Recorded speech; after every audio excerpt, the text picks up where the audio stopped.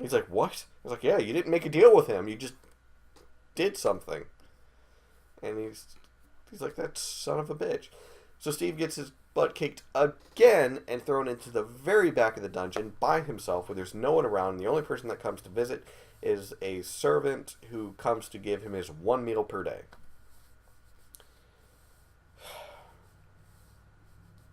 Stressing again.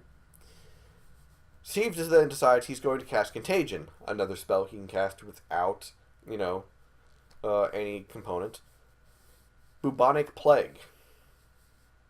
At that moment, everyone at the table groaned. You cast Bubonic Plague. He's like, yes. I want to do it. I'm going to do it. I was like, oh, okay, fine, Steve. And everyone's like, no, no. And I'm like, no, hold on. She gets a fortitude save. She failed. She was a peasant. She had like a +2 anyways. He's like, great. I take the keys from her corpse. I was like, no, Steve, you don't understand. Bubonic Plague doesn't kill you instantly. You remember the Black Plague from, history class? No. Okay. Phantasmiel with his cell phone, pulls up the information. It's like, here. And, you slowly see the revelation on Steve's eyes. It's like, oh, I fucked up. It's like, yeah, you messed up.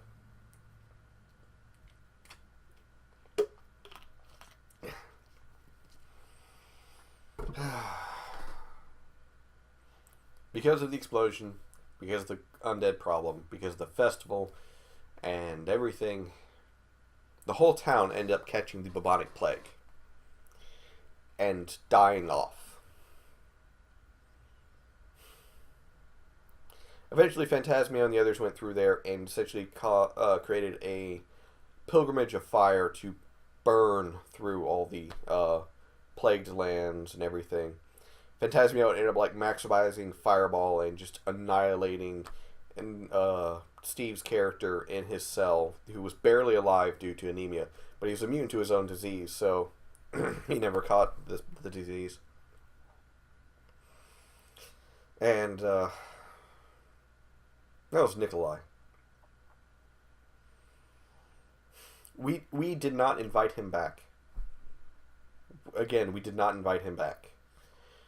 But we started a new campaign, new characters for everyone, and enter the fourth character. I don't remember the character's name. I remember he was an Azamar who fell from the heavens because he, opposed an order given to him by the gods, and he was thrown to the mortal realm.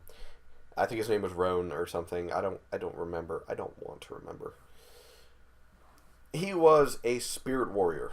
This is because Steve, both in life and in game, has a serious problem with religion. He does not like the idea of worshipping gods. As such, he had always given Rohan, the cleric dwarf, crap for being, a religious person. And in this campaign, Phantasmio was playing the cleric. He was, I don't remember the name of him, but he was a gambling cleric of Desna. He traveled from, city to city gambling because, well, he has an issue, and he was a world traveler. And then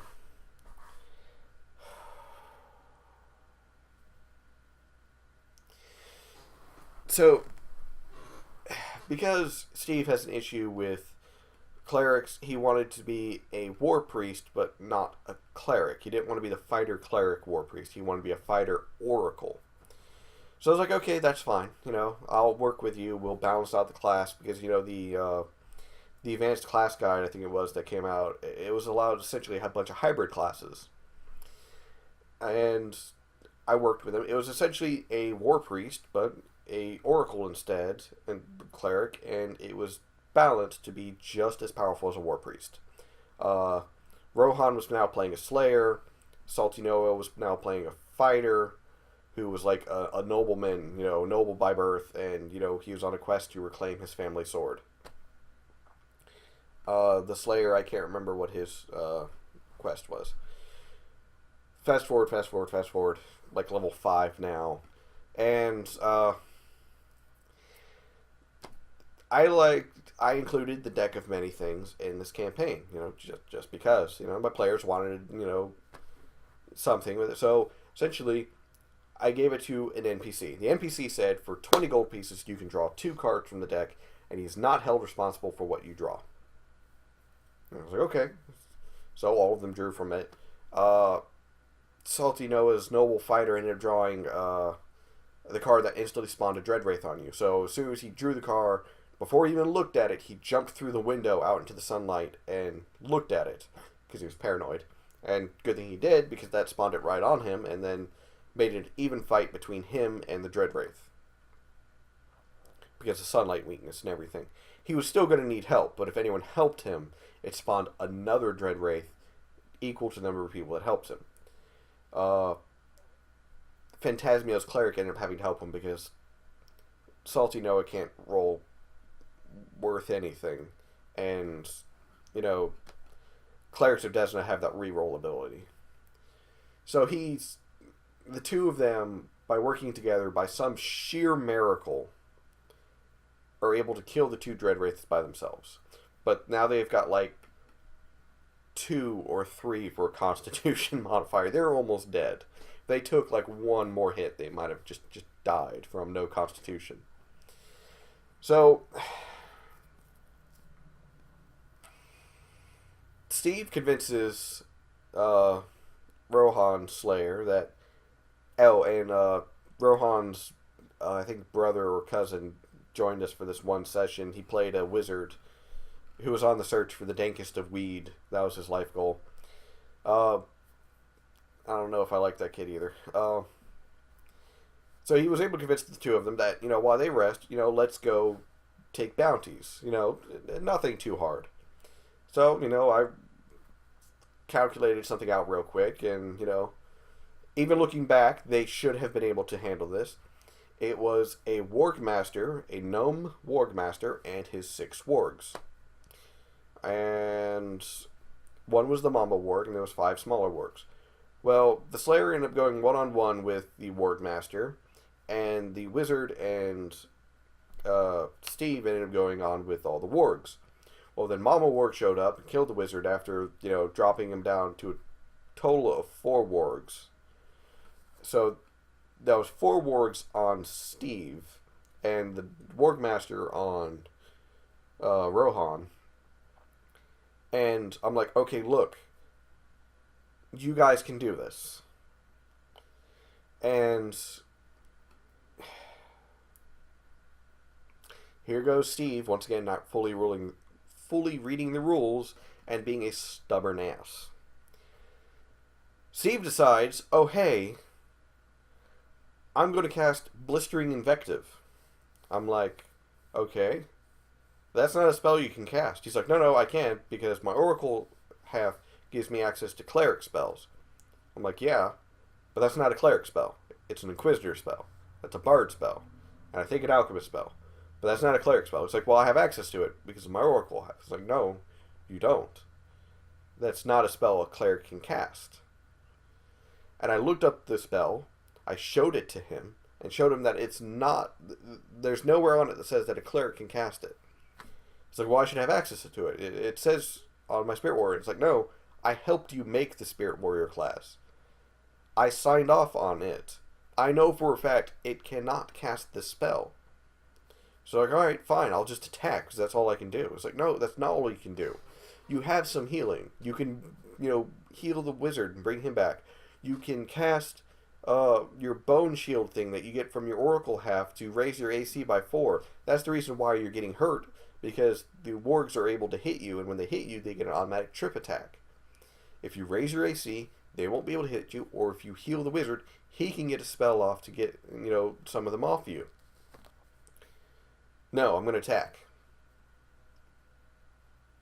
Steve ended up dying, being mauled to death by wargs. He didn't kill another one because he was being an ass.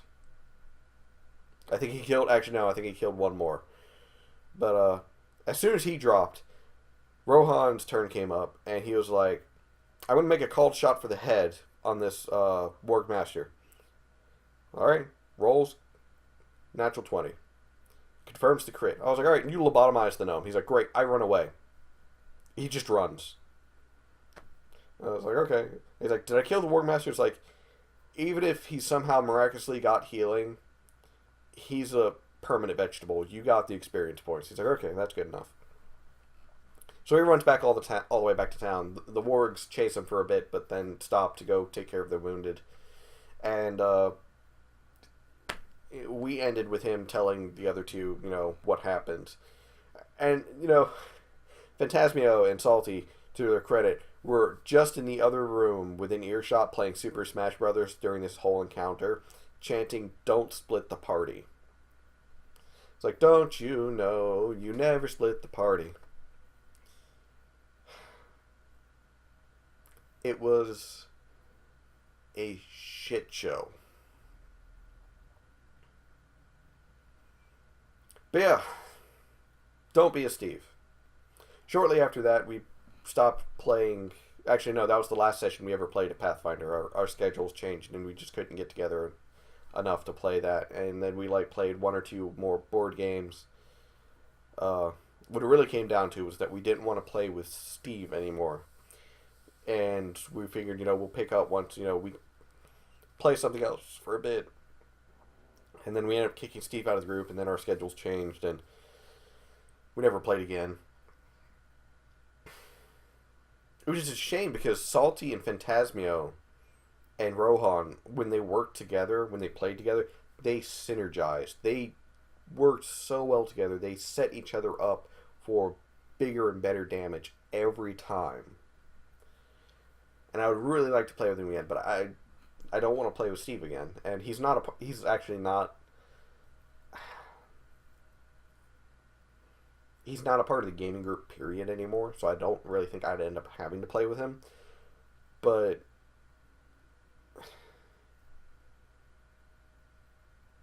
like I said, he used to be a friend of mine. I'm not sure if he still is. I haven't talked to him ever since we kicked him out because I blew up at him and was like, look, I'm tired of your shit. I can't trust you to do, anything. And he was friends with Salty's wife, which also, caused issues. Eventually, they stopped being friends. I'm not sure about the whole detail. I'm not getting into it. But he ended up finding out that, I'm running a campaign online, and he asked me if he could join, and I flat out told him no. And that's when I blew up at him. I was like, I can't trust you.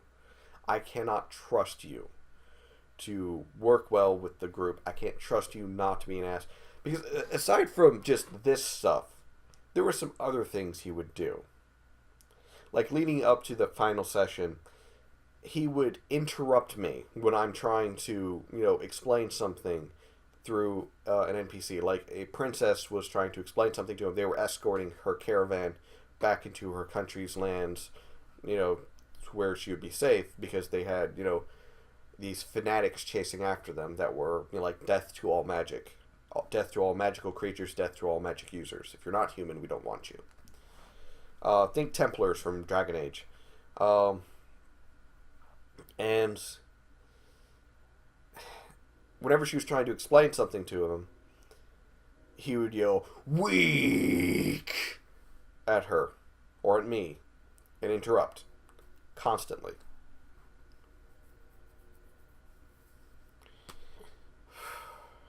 But yeah, that's the story of my rule. Don't be a Steve.